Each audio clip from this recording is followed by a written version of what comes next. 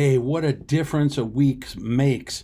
Hey everybody, Courtney Smith here with our November 5th edition of Wall Street Winners. This is our November 5th edition of our disclaimer. It's just fantastic this week. All right, what a lot of price action occurred. I mean, this is going to take a little while here, so just sit back, relax, get your coffee ready. Let's dive right in. A number of things on the chart. Here's the S&P. Obviously, we know about the big drop we've had, but we're running out of gas on the downside. A couple things happened. Let's break down the price action of the last week. We had the big plunge-o-rama there. Then on Tuesday, we rallied up, a normal rally, no big deal. Then we gapped up on Wednesday, but it was on good volume. I mean, let's be clear, it was good volume, but it wasn't exceptional volume. Therefore, it's not what we would call a speculative, a breakaway gap. And a breakaway gap would have been very, very bullish, but we did not get that volume. But it was still a somewhat bullish day. The next day was more bullish, and then Friday kind of reversed a lot of that with a key reversal day down.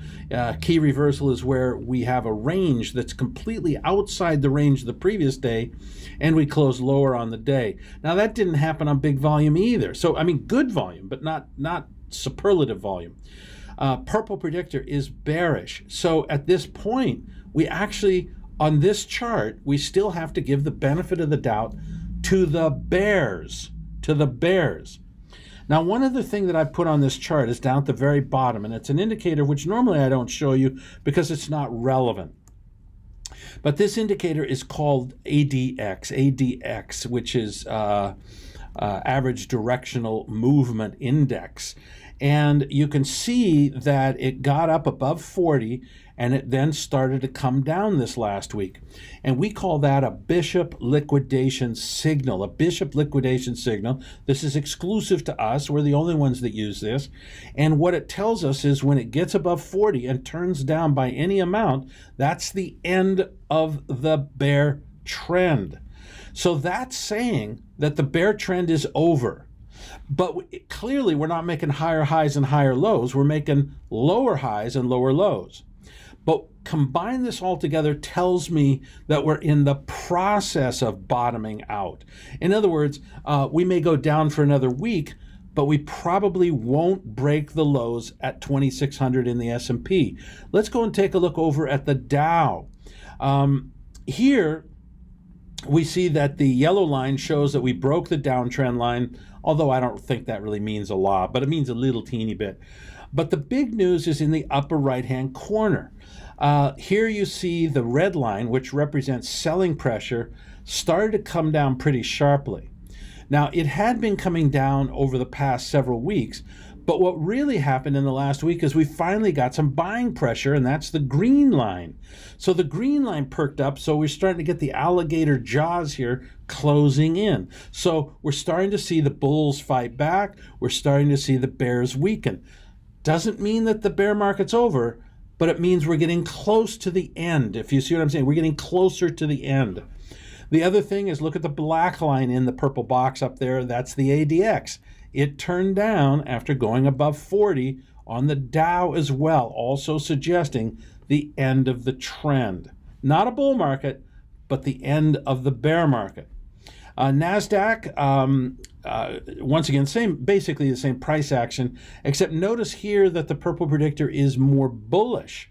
People took advantage. The smart money took advantage of this dip in the technology sector to go and buy a bunch of technology. All right, seasonality neutral. I'm going to set 159 as my flip point. We are in what should be a seasonally bullish time period. But my advancement in seasonal trading technology is to add a market-based filter. The market-based filter is the IWM, the Russell 2000, and when we go back into a bull market on the Russell 2000, then I'm going to say the seasonality is back again. In the meantime, we're just putting on small positions right now, not big positions. We'll take big positions if we break above 159. According to Stock Trader's Almanac, we should have pretty clear sailing from now until the end of the year. But as you can see, their prediction for October, not exactly working out correctly. But Ned Davis's did work out. And Ned Davis says that seasonally we should actually still see some pressure here until maybe the third week in November. And then in the third week in November, we should start a very sharp spike up.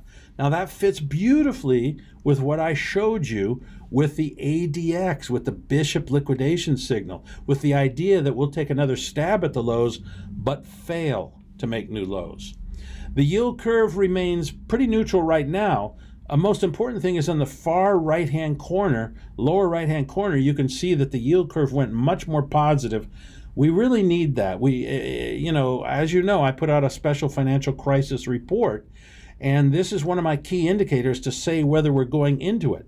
Now, look, I would love to have my predictions come true, and all of you will say, Courtney, he's such a genius.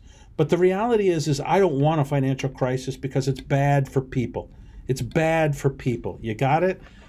People buy newsletters like mine much, much more. Our sales have gone straight up over the last several weeks since I issued that financial crisis report. And I knew that I'd get a lot more subscribers because whenever you predict bad news, sales of books and newsletters go up.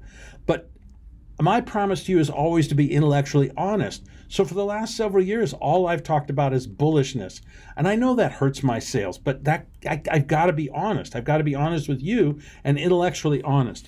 Right now, the financial crisis report outlines a potential scenario that I think has a very high probability of occurring.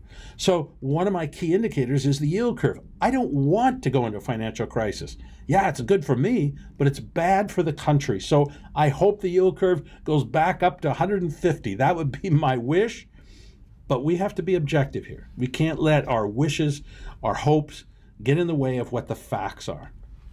Asset allocation shifted sharply back in favor of the stock market, so we saw a lot of new buying come into this market. We saw a lot of money come out of the bond market and back into stocks. So you can see we're starting, it's not all there yet, but you can see that the factors are starting to turn more bullish.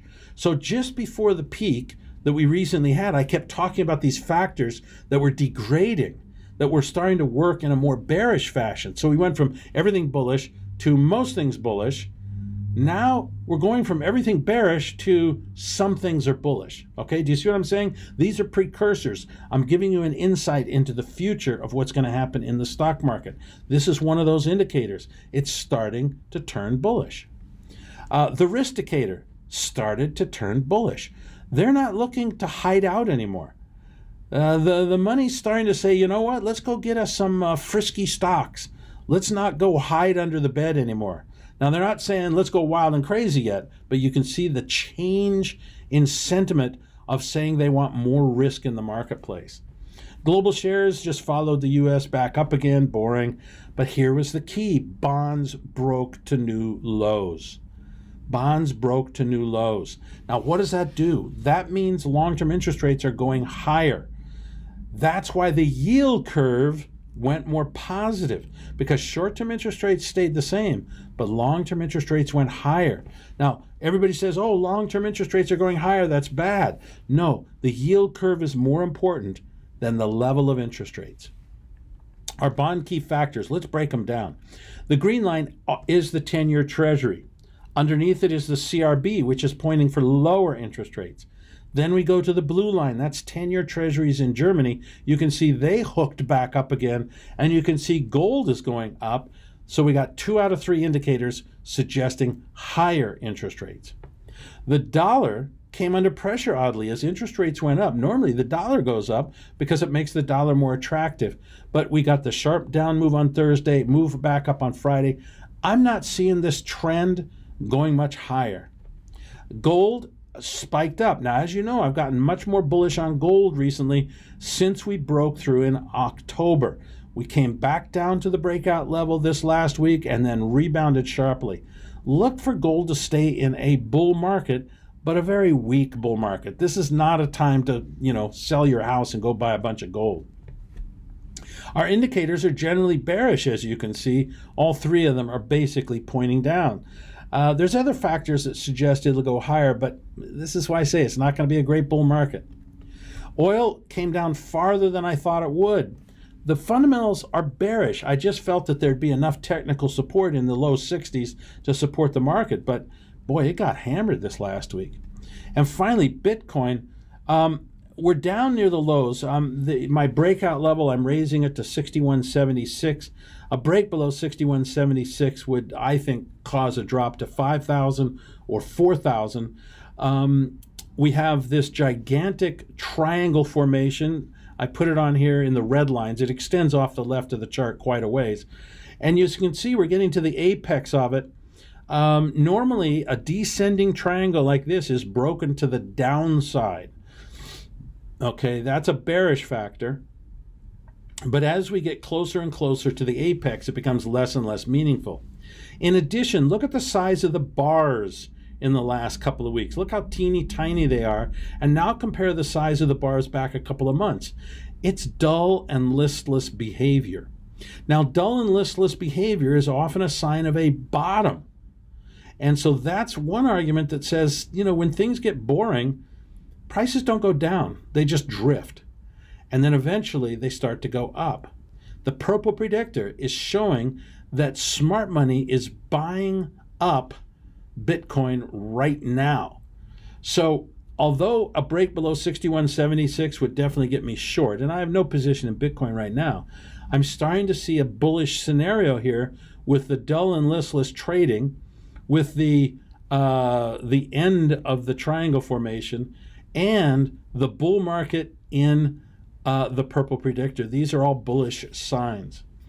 All right, freebies, love having you here. I know you're all going to be here this coming weekend in Las Vegas. And don't forget to get this. Okay, all right, enough. Our great trade ideas come from Stock Butler, enough commercials, but please pay attention to them. All right, freebies. Thank you very much. Love having you. And all you fully paid up members, I've got, I think, 3 new trades. So that's pretty exciting. And so we'll get back to you in just a second.